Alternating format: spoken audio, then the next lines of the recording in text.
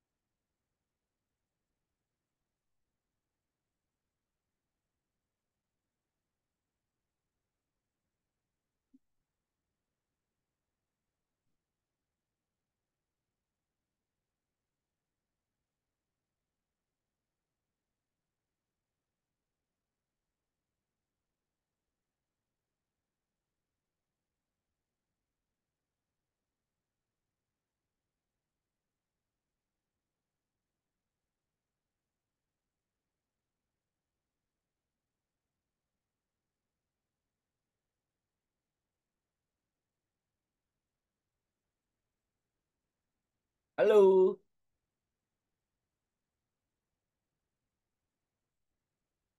Halo Pak. Oke, siap.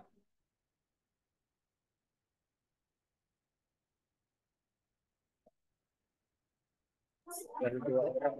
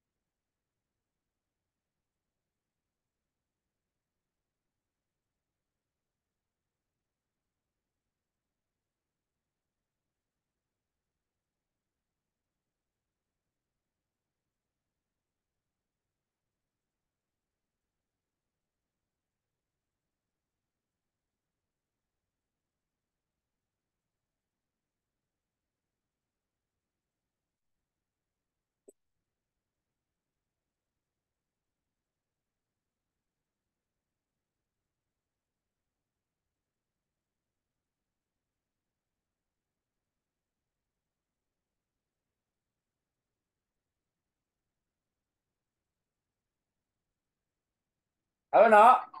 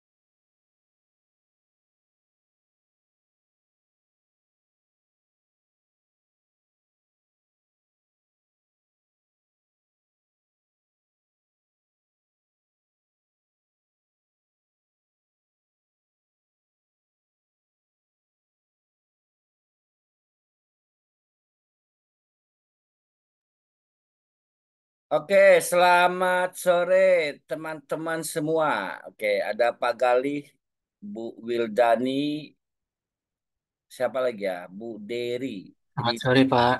Sore Pak. minal aidin wal faizin ya, Pak. Bu, teman-teman yang habis lebaran. Ya, Ya Pak, mohon maaf lahir batin Pak. oke. Terakhir sebelum libur saya udah sempat kasih link ya, sebuah video tutorial tentang bagaimana merancang web semantik. Saya mau nanya dulu, udah sempat nonton belum?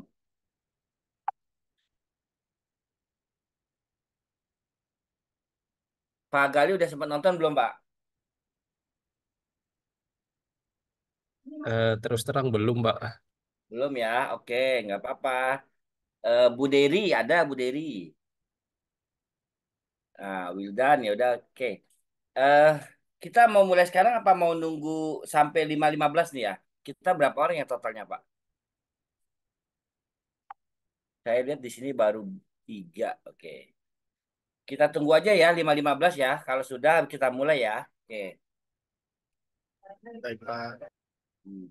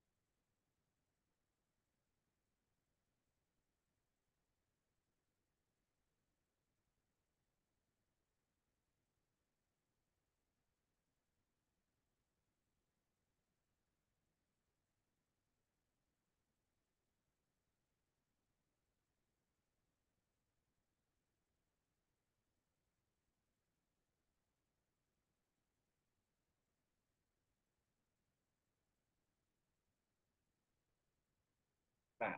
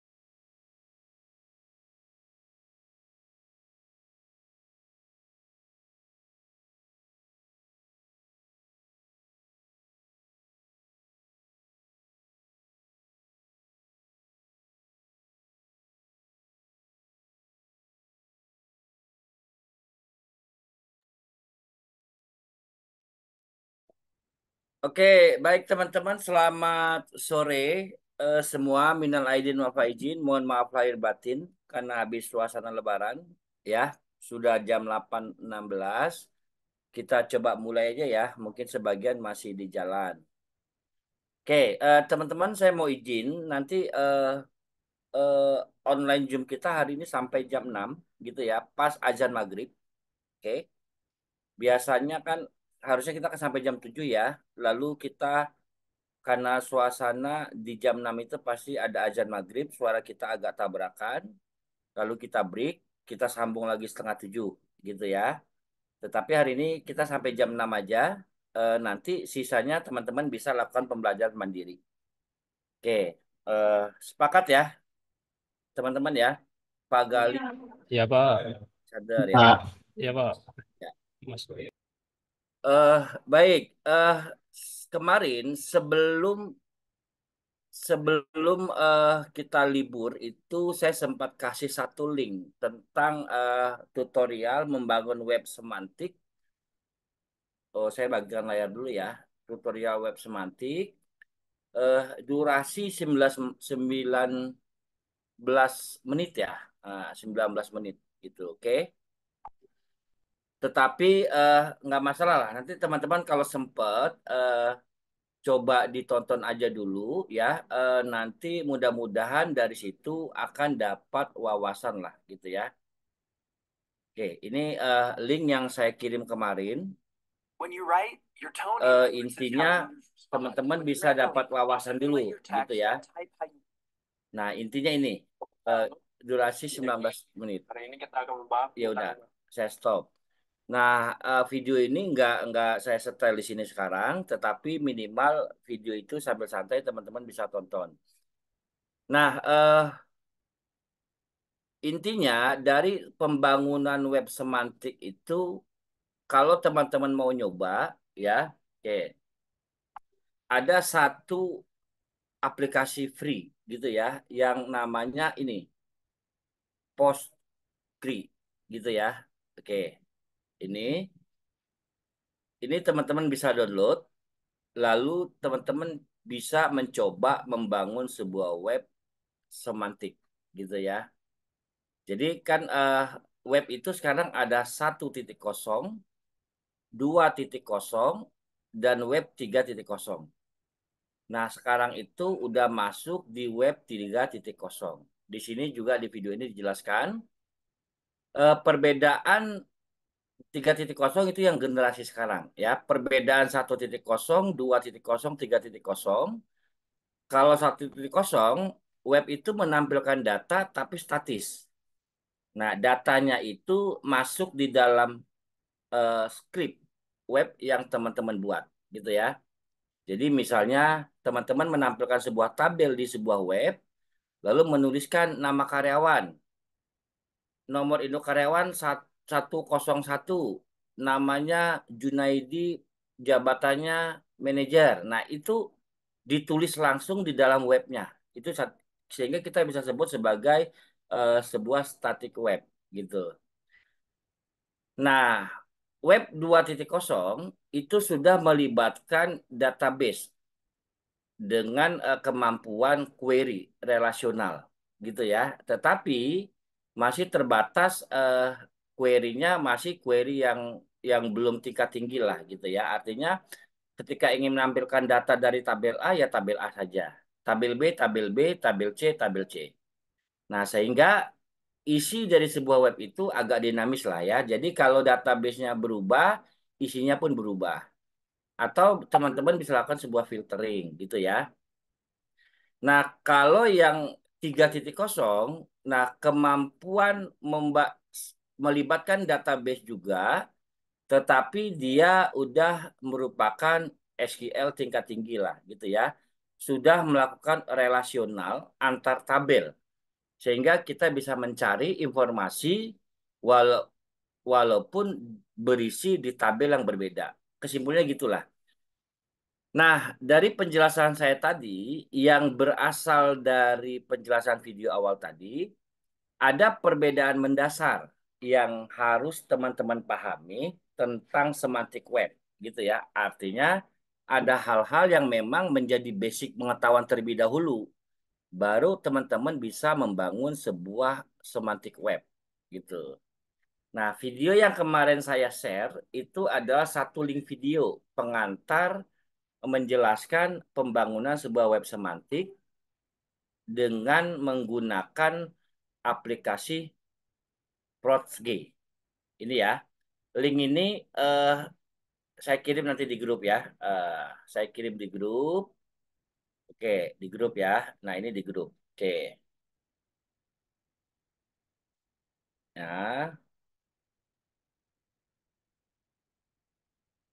Nah, gitulah ya. Nah, teman-teman bisa coba. Oke. Nah, di Postgre ini silakan di-download. Tetapi teman-teman bisa mengimplementasikan ini ketika teman-teman sudah punya beberapa basic pemahaman lah. Itu sebabnya web semantik ontologi ini kan ada di semester 6 ya. Artinya teman-teman sudah paham secara dasar membangun sebuah web, gitu ya. Kedua, teman-teman paham juga tentang database, ilmu konsep database yang kita sebut sebagai eh, kalau bahasanya untuk mengambil data database itu adalah query atau kita sebut sebagai SQL gitu ya. Oke, saya coba buka dulu. Kalau teman-teman mau mendalami lebih lanjut tentang query, saya ada satu link W3 School lah gitu ya. Jadi buat teman-teman di sini lumayan gratis dan banyak. Sebenarnya banyak sumber-sumber lain lah gitu ya. Oke, teman-teman bisa pahami dulu basic HTML gitu ya. Nah, di sini kalau mau teman-teman belajar otodidak, dari sini W3 School aja teman-teman udah bisa lah menguasai berbagai bahasa pemrograman. Oke, kemudian eh, ada Java gitu ya. Kemudian JavaScript. Nah, yang mau saya tekankan di sini adalah SQL. Nah, SQL itu kan struktur query language. Karena memang kekuatan dari web semantik itu adalah pada pemanfaatan SQL dalam membaca data-data gitu. Oke. Tetapi saya mau jelaskan dulu nanti. Ada SQL, ada yang namanya SparkQL. Nah, ini ada SparkQL. Jadi SQL itu struktur query language ini yang biasa kita pakai selama ini di 1.0 dan 2.0. Nah, dalam web semantik tadi itu lebih menyebut itu sebagai sebuah SparkQL. Oke. SparkQL is the standard query language on protocol for linked open data and RDF database gitu ya. Jadi ada istilah lagi yang namanya RDF database dan sebagainya. Eh, oke. Nah, kemudian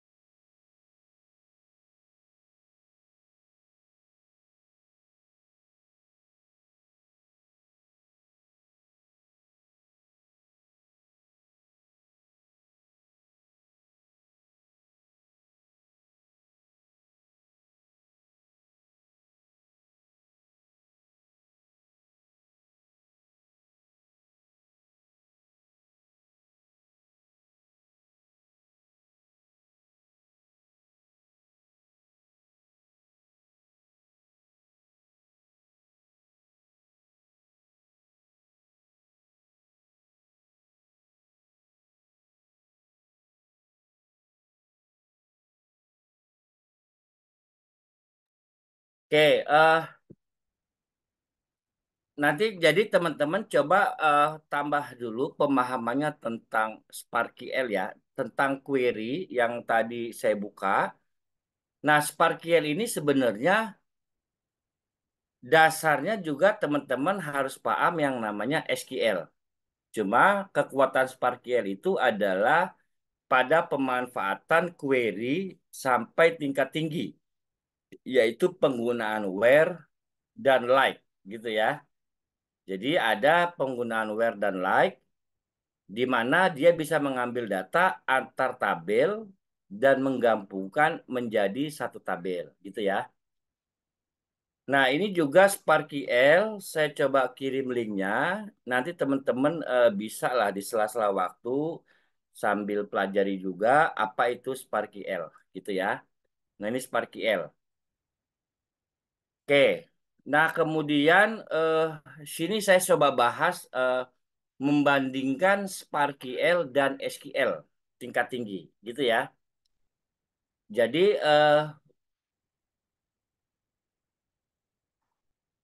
bahwa bahasa query SparkyL dan SQL yang dirancang untuk mengquery RDF dan data relasional. Nah, ini data relasional nih. Nah, yang kita pahami selama ini, SQL itu Structured Query Language mengambil data relasional.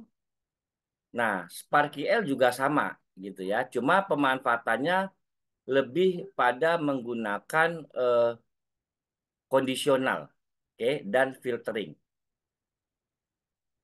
Contohnya di sini, ini kalau teman-teman lihat di sini, pada data ini saya lihat ini ada tabel tentang orang atau karyawan atau tentang siswa atau mahasiswa lah ya. Oke. Nah, di sini data itu memiliki sebuah ID, kemudian nama, kemudian informasi lain lah ya gitu. Oke, kemudian kota dan negara, alamat. Ini contoh pemanfaatannya kalau kita bicara web semantik, ketika teman-teman tonton video yang kemarin, itu ada istilah yang namanya objek, kemudian properties dan sebagainya. Oke, pengantar kalau teman-teman lihat ini adalah pengantar sebuah eh, SparkyL dan SQL lah ya. Oke, ini contoh query SparkyL dari data yang sama akan kita baca nih dari atas ya. Oke. Nah, kalau kita lihat di sini, eh, pilih ini kan kalau bahasa query-nya select ya. Ini kan bahasa Inggris yang udah saya translate ke Indonesia lah. Oke. Yang ditranslate ke Indonesia. Ini tampilkan data orang, kemudian namanya, alamatnya, dan kotanya. Oke. Dari tabel A, lalu dia gabungkan ke tabel B.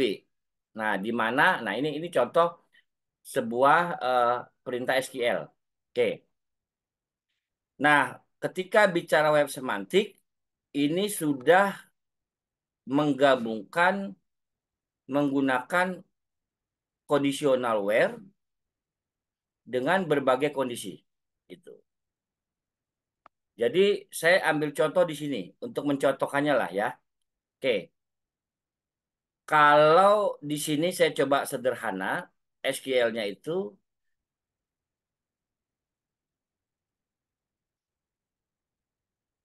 di sini ada tabel customer misalnya. Oke, teman-teman ini tabel customer. Tabel customer ini kalau kita lihat ini berisi 91 data. Oke. Tabel customer ini datanya ada 91. Perintah query-nya kan seperti ini ya. Oke. Perintah query-nya ya ini. Select bintang ya, tampilkan seluruh data from customer. Oke. Customer ini adalah nama tabel di mana sumber data ingin kita tampilkan. Kalau ini kita jalankan, tampil nih 91 data. Nah, arti bintang ini adalah sebuah properties. Customer ini bisa jadi objeknya. Nah, bintang ini artinya seluruh informasi data yang ada di dalam tabel customer ini ditampilkan. Berarti ini mewakili kolom-kolom pada sebuah tabel. Oke. Kalau saya hanya ingin menampilkan kolom informasi customer name, address, dan city. Jadi 3 kolom saja yang ingin saya tampilkan, tapi bukan seluruh kolom. Gitu ya. Maka ini saya rubah menjadi sebuah nama field. Misalnya, yang ditampilkan itu adalah customer name. Oke. Nama yang saya sebutkan di sini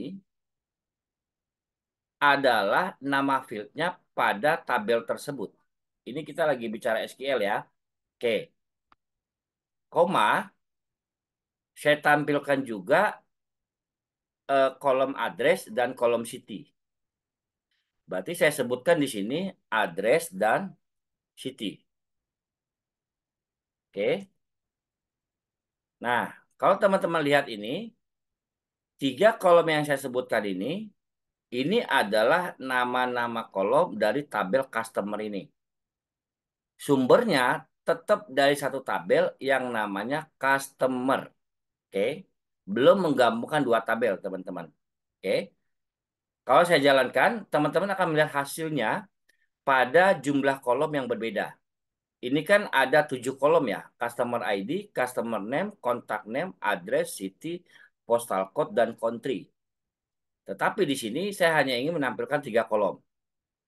Oke, kalau saya jalankan SQL-nya, maka yang tampil cuma 3 kolom sesuai kebutuhan.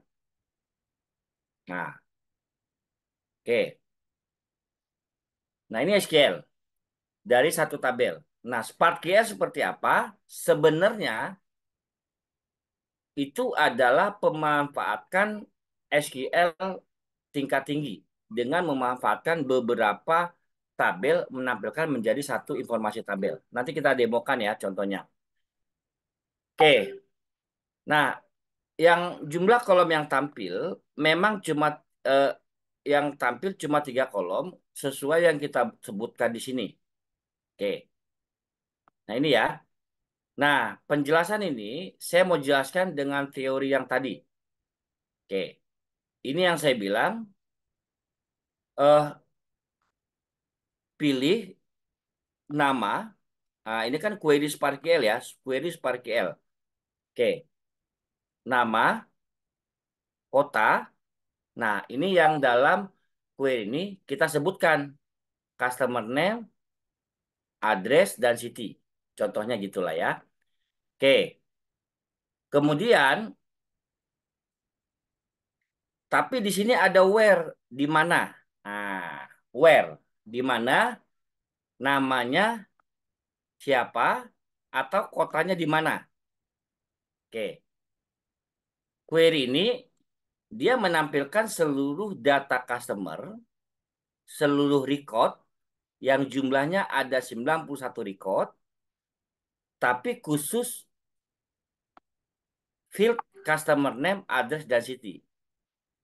Lalu saya ingin filtering dari 91 ini, saya hanya ingin menampilkan yang kotanya di Berlin.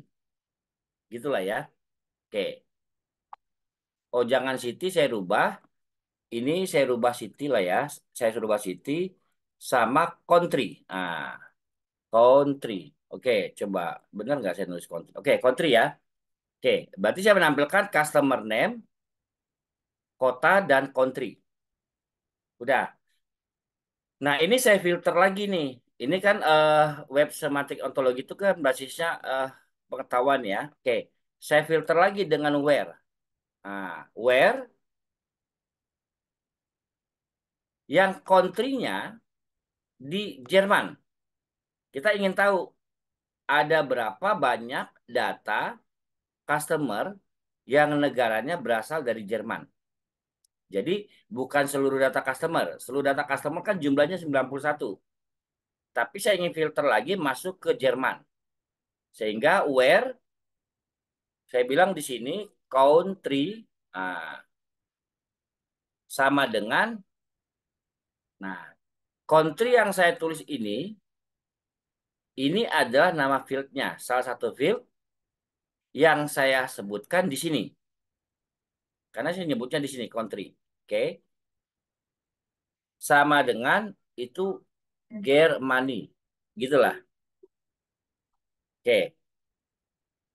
Kalau saya jalankan, datanya tampil. Yang tadinya jumlah 91 menjadi 11. Artinya, dari 91 data di tabel customer yang tinggal di Jerman itu ada 11 data. Itu. Gitu ya. Oke, saya jelaskan di sini. Select from where.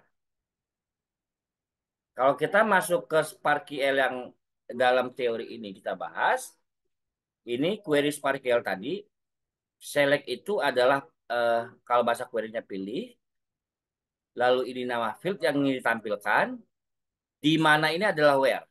Nah, where, nah ini kondisinya yang saya sebutkan tadi. Oke, di mana country-nya sama dengan Jerman. Nah, dari yang mereka tinggalnya di Jerman, ya city-nya ada yang di Berlin, Mannheim, dan sebagainya lah ya. Oke, lalu saya filter lagi menjadi dua, misalnya. Teman-teman bisa menggabungkan dengan N. N, city, sama dengan gitu ya, Berlin. Oke, jadi kalau saya jalankan, tuh, customer yang tinggal di Jerman dan berada di kota Berlin, itu ya ini, Alfred Vetter. Satu. Oke, ini kalau teman-teman teruskan, perintah ini akan panjang, tergantung kebutuhan. Oke, nah where ada dua nih propertiesnya. Country-nya negaranya Jerman dan kotanya Berlin.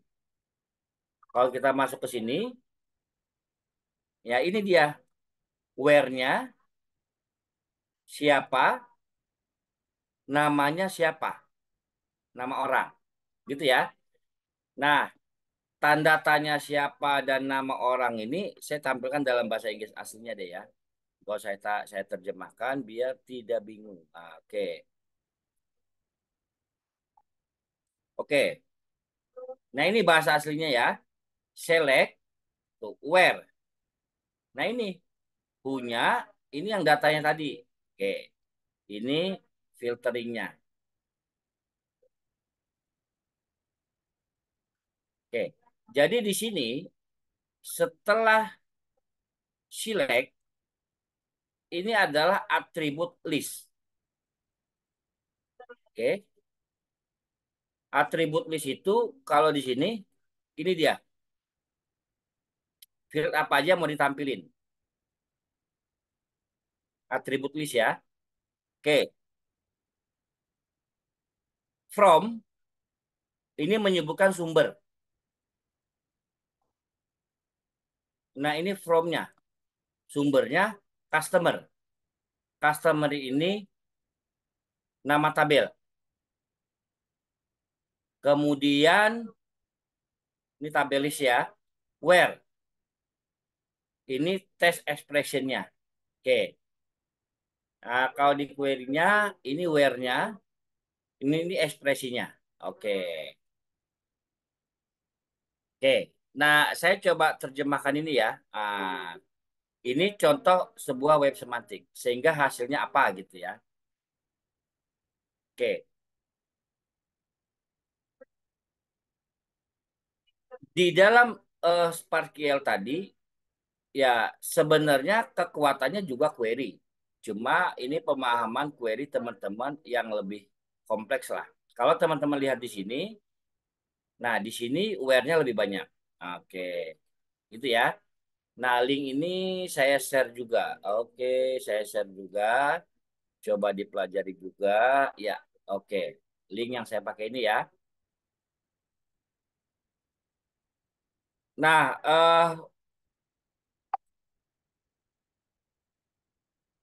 kalau teman-teman lihat di sini, pertanyaannya adalah, ini kan saya olah dari tabel customer.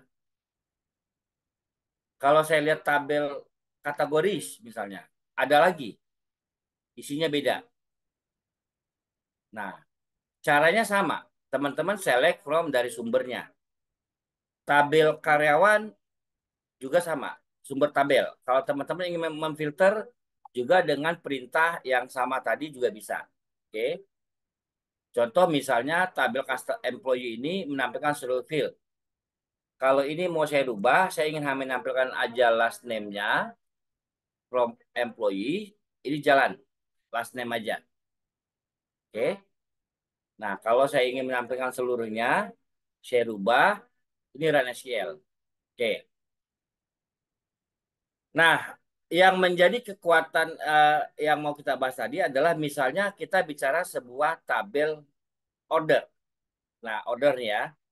Oke, berarti di sini saya coba libatkan yang namanya ini eh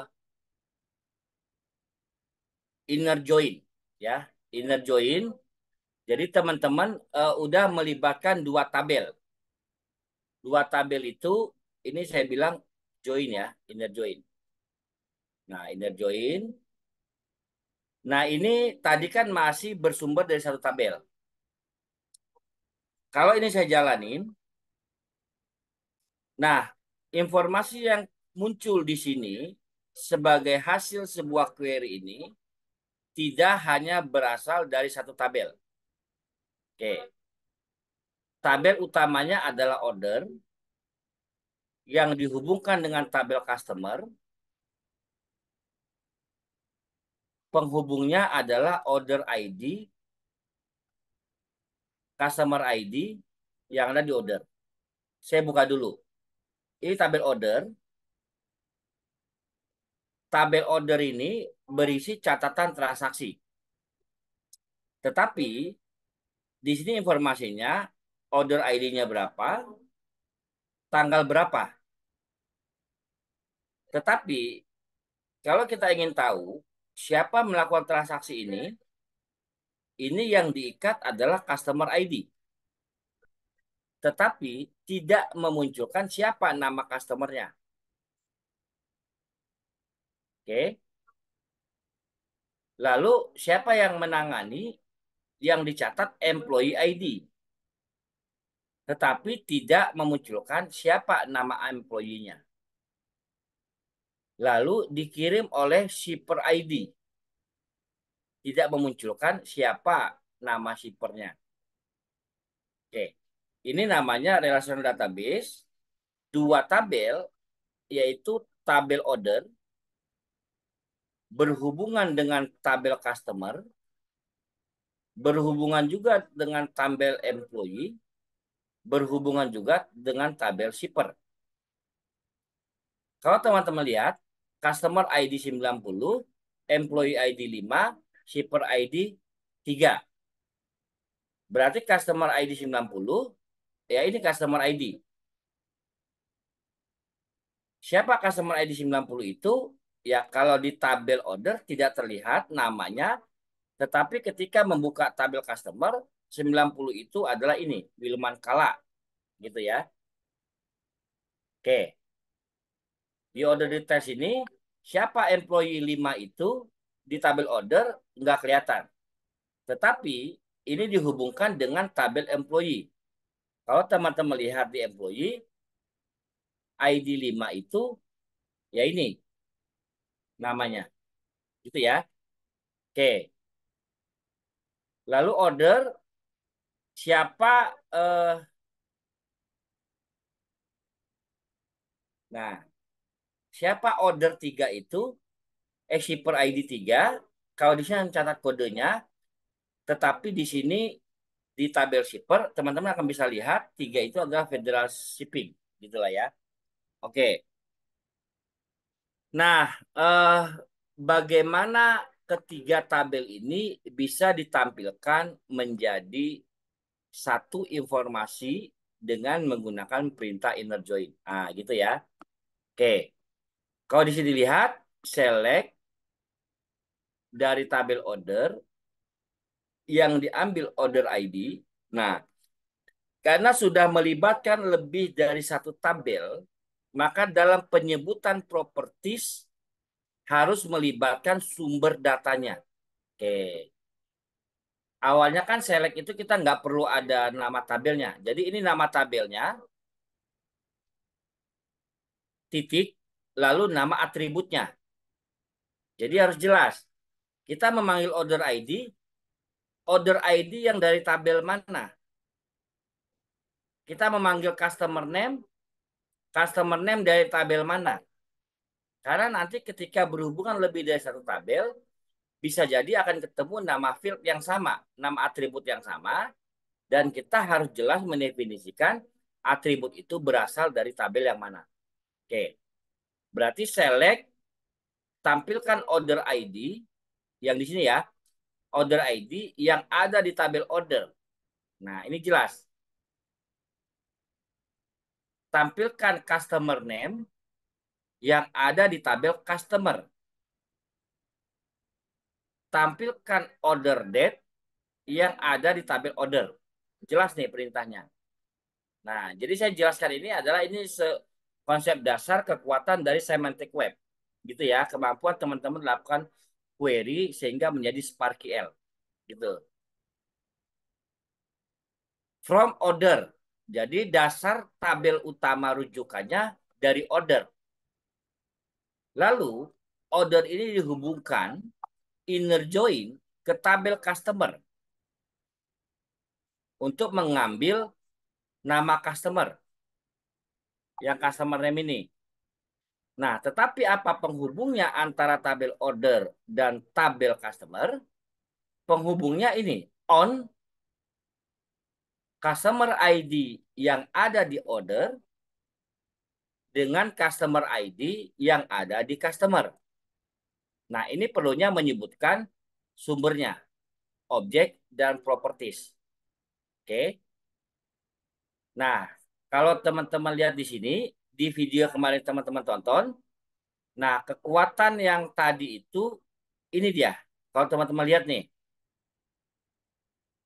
where, reaction, titik, nah, com ID, lalu, nah ini nyebutin ya. Oke, kalau ini saya jalanin, maka akan muncul informasi order ID nomor sekian, customer name-nya siapa, yang dilakukan tanggal berapa. Oke, nah data ini nggak bisa teman-teman temukan dalam satu tabel, melainkan menggabungkan dari beberapa tabel. Oke, nah lalu bagaimana dengan shipper, dengan employee tadi? Berarti teman-teman bisa lakukan ya menghubungkan lebih dari satu tabel. Oke. Ini contoh satu tabel. Oke. Nah, kalau kita lihat di sini, ini inner join, tabel 1, tabel 2, lalu di sini penghubungnya apa? Ini yang kita sebut dalam database adalah primary key dan foreign key. Nah, pemahaman teman-teman tentang primary key, foreign key itu juga harus kuat dalam pemanfaatan web semantik ini. Oke. Berarti basis ilmunya adalah dulu teman-teman dapat mata kuliah sistem basis data, pengantar basis data, oke? Nah, sebagainya lah. Ada istilah left join, ada right join, ada full outer join, gitu ya. Nah, implementasi inner join juga bisa di sini. Jadi teman-teman, link ini juga bisa menjadi rujukan untuk memperkuat kemampuan SQL-nya tadi untuk menghasilkan SparkQL. Oke, langsung aja teman-teman. Implementasinya di mana ketika web semantik itu nanti terjadi? Sebenarnya ketika teman-teman perhatikan video yang ini, teman-teman akan menambah sebuah pemahaman lah tentang bagaimana kekuatan SparkQL dalam semantik web ya, berbasis ontologi pengetahuan tadi. Tapi saya coba lihatkan satu. eh saya coba buka. Oke, ya saya masuk dulu ya. Ini localhost web yang coba sedang saya bangun. Oke,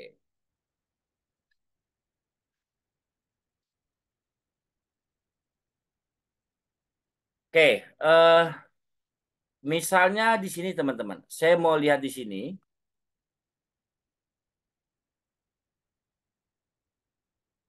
Oh, saya contohkan dulu di yang sebagai adminnya ya, jangan super admin. Oke, administrator.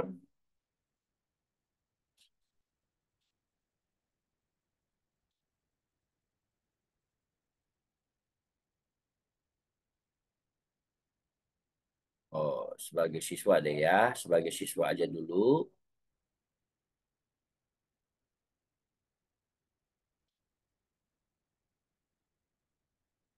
Nah ini, misal gini ya, eh saya punya tabel ya PHP nih, admin, oke, punya tabel basis data yang isinya provinsi, kota, kecamatan, dan kelurahan. Oke, nah ini tabel basis data provinsi ya. Saya coba lihat dulu. Oke, kalau isi data provinsi itu ada 34 data. Lalu kota provinsi berhubungan dengan kota yang ada di setiap provinsi. Total datanya ada 514. Lalu dari kota itu, setiap kota memiliki kecamatan. Total data kecamatannya ada 7.954. Setiap kecamatan punya kelurahan. Total datanya ada 82.000 kelurahan se-Indonesia dengan 34 kecamatan tadi. Gitu ya. Oke, implementasinya di sini, kalau teman-teman pilih kelurahan, itu akan sangat banyak loadingnya, mencapai 84.000. Tapi bagaimana saya melakukan filtering di sini? Misalnya saya pilih Kalimantan Utara, oh jangan yang lain saja. Saya pilih misalnya Aceh, maka otomatis ketika saya pilih Aceh, kota yang ditampilkan hanya kota yang miliknya Provinsi Aceh. Nggak perlu menampilkan kota di luar Provinsi Aceh. Gitu ya. Nah, ketika saya pilih kotanya Aceh Barat, maka kecamatan yang muncul hanya kecamatan yang ada di Aceh Barat. Nggak perlu memunculkan di Aceh-Aceh lainnya. Oke, ini filtering nih, teman-teman ya. Ketika saya pilih kecamatan Arongalam Balek misalnya, maka desa kelurahan yang muncul hanya desa kelurahan yang ada di kecamatan Lambalek. Nah, ini udah biasa teman-teman rasakan lah ya. Filtering ini sangat membantu teman-teman untuk kecepatan sebuah web, gitu ya. Kan total kelurahan itu ada 82.000 sebenarnya. Oke. Tetapi intinya ini hanya akan menangkap desa kelurahannya di mana. Intinya cuma melakukan 4 tahapan. Filter dulu provinsinya, filter kotanya, filter kecamatannya, dan desanya. Oke. Jadi 4 lahap. Saya coba keluar dari sini, saya selesaikan sebentar lagi. Eh, saya masuk ke coba administrator ya. Nah, di sini ada fitur menambahkan misalnya, di sini saya nggak jelaskan. Di sini, ini tanpa misalnya pilih sekolah, menentukan desa kelurahannya. Tetapi nggak perlu menuliskan provinsinya apa, kotanya di mana, kecamatannya di mana. Kalau teman-teman lihat di sini, seluruh kelurahan yang terafiliasi dengan SMP Negeri 1 ini muncul. Nah, di mana kekuatan semantik webnya, kelurahannya, tanpa perlu saya sebutkan provinsi, kecamatan, kota dan kecamatannya, saya tulis saja langsung di sini. Misalnya, saya ingatnya Atu. Maka seluruh informasi yang terkait dengan ada kata atunya dimunculkan. Keraton Loh, ada Katung, ini atu, Matung itu atu, Pak Matung, ah itu. Nah ini basis ontologinya gini, pengetahuan. Ketika saya tulis atu, maka semua yang mengandung kata atu muncul, gitu ya, tanpa memandang dia di provinsi mana. Tetapi nama kecamatannya pun dimunculin di sini. Saya tambah kata atu L, Lai, gitu. Nah, muncul.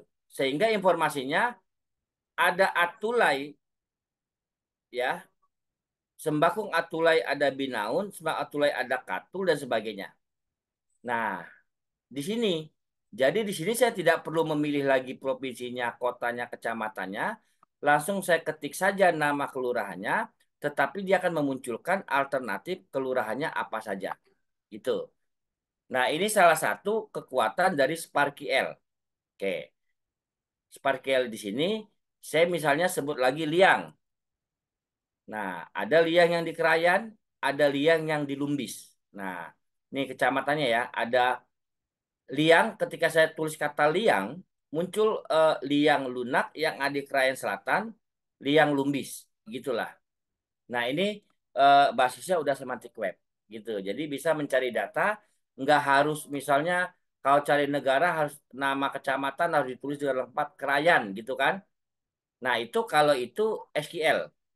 Nah, tapi kalau saya tulis Krayan, muncullah kecamatannya. Tapi kalaupun saya tulis Ian, bisa. Jadi nggak harus menulis dengan lengkap.